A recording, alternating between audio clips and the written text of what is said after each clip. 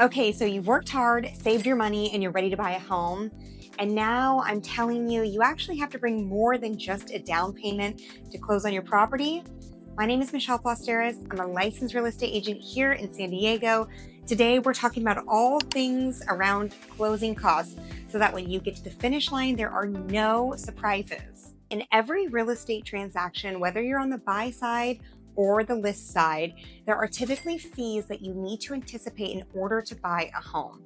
The most common fees are title fees, escrow fees, appraisal out of pocket costs, loan origination fees, an inspection cost, and then potentially something that's called a buyer broker compensation fee, which would be on the buy side if you're going to purchase a home and need to come out of pocket in order to pay for the buyer's agent's commission. I'll make another video more in depth about what a buyer broker real estate compensation agreement is, but for today's video, we're just going to dive into the closing costs. Number one, title. Title insurance is a really important component of a real estate transaction.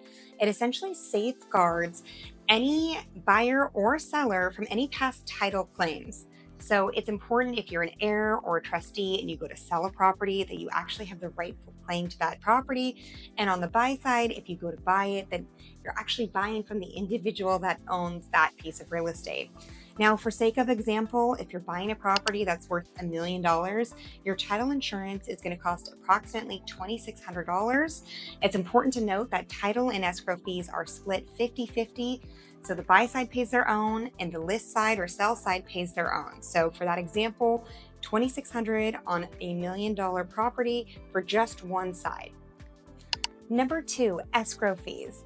An escrow is a third party that has no bias towards the buyer or the seller, and they basically act as the bank. So they hold all funds that go back and forth between the two, and they also placate or navigate important documents between the buyer and the seller.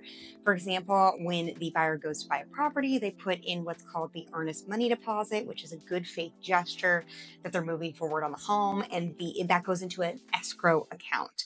Now, for sake of continuity, let's use $1 million price point. Those escrow fees are going to cost you right around $2,000.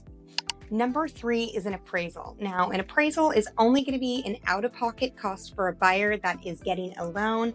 An appraiser is a third party who comes in and either confirms or negates a property value, and it has to appraise at value in order for a buyer to get a loan.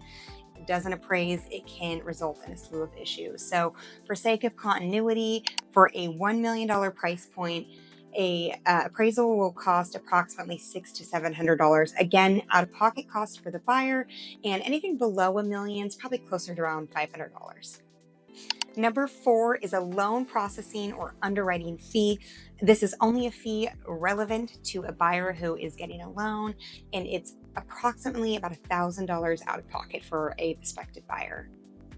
Number five is a home inspection. A buyer is the one that comes out of pocket to pay for a general home inspection, which is costing on average around $500 to $700. It's based on the square footage of the home.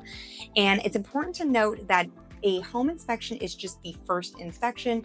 Any other follow-up inspections, for example, plumbing, roof, electrical, termite, could result in additional out-of-pocket fees for a buyer. Number six, the buyer broker compensation agreement. Now, this can play out in one of three ways. The first way would be the seller pays for your buyer's agent's concession. A second scenario would be that the seller is willing to pay for a portion of your buyer's agent's concession, at which point you as a buyer would need to make up the difference.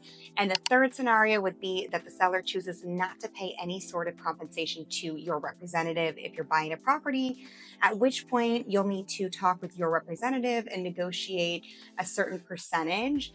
Now, this is all going to be based off of what you've agreed to and committed to in writing on a form called the BRBC form. We'll do a separate video on that. We'll go into further detail.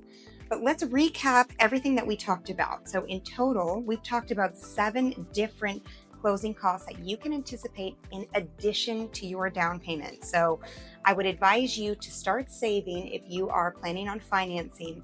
On average in California, I've seen anywhere from 5 to 20% down plus your closing costs.